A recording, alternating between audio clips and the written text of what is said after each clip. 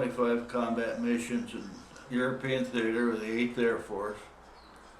I flew over France and Germany on my missions. Out of the 25 missions, I had 15 that were traumatic.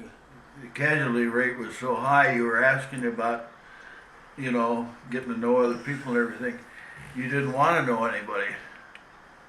I had, during my time there was 2 to a room, and I had 7 different roommates. After a mission, they'd come in and clean out the clothes and lockers and things, so you didn't want to know that person. So, and that was common. You didn't fraternize with anybody. They came in and you didn't want to know about their wives or children or anything, because they'd laugh. I imagine about 5 or 6 minutes missions was the average. A lot of them went down 1, 2 missions. You know, 80% casualties. Okay, on Black Thursday we went out 15 airplanes and we lost 13. That's an 87% casualty rate. By the time they left us, we'd took 2 of us to pull the airplane up at 11. We were flying at 25,000 feet. And the airplane wanted to dive, and 2 of us pulled up. We couldn't hold it, so I got the engineer who is in the top turret over just in the back of the cockpit, and we got him pulled it up. And I crossed my legs, and there was a 1.5 inch rod that stretched across behind the controls that were about that, you know, about 2.5 inches. And so we pulled it forward, and I crossed my legs and put it behind it, up against the other, and able to maintain our altitude that way. And we flew it for about 1.25 hours that way. So that's how I hurt my legs. We were over the North Sea. We'd gone to Kiel. The pilot wanted a ditch. He said, "We got a ditch." And I said, "No, we can't ditch."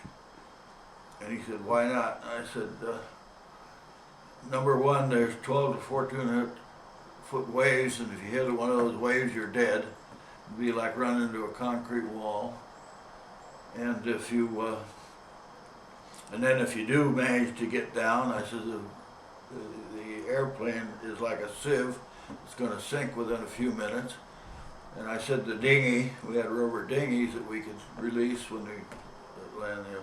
I said the dinghy's full of holes, so it's not going to be any use at all. So I said, we have to stay up here. He said, how? And that's when I told him I'm gonna put my legs behind it and fly. So that's what we did. And we landed at we went straight in and found it right away. The navigator told us where it was. We had a badly wounded waist gunner and a tail gunner bailed out over the North Sea. Well, he's not going to live 10 minutes in the North Sea, you know.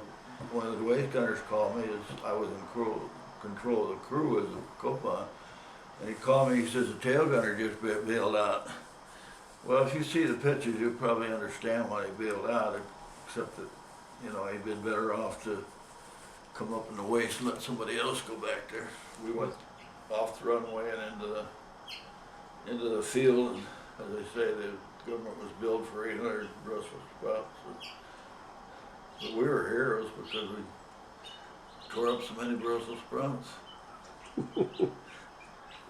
Actually, it's kind of funny. About 2 weeks later, they had awards. They told us they had an award ceremony. We got an award for tearing up so many Brussels sprouts. This is a tail. Maybe that's why the tail gunner bailed out. Look at it. The whole airplane looked like a sieve. We just shell holes over all the things, and these are official photographs. Here's a lift elevator. That's why we were diving. It was completely gone. So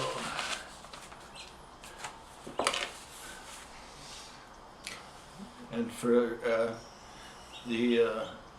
when we were, they always interview after a mission, and when they interviewed us, the pilot told them that the only reason we survived was me as a co-pilot. you know, because he wanted to, you know, ditch and I didn't. So I was awarded a Distinguished Flying Cross, which is the Air Force's highest award, for bringing that airplane back.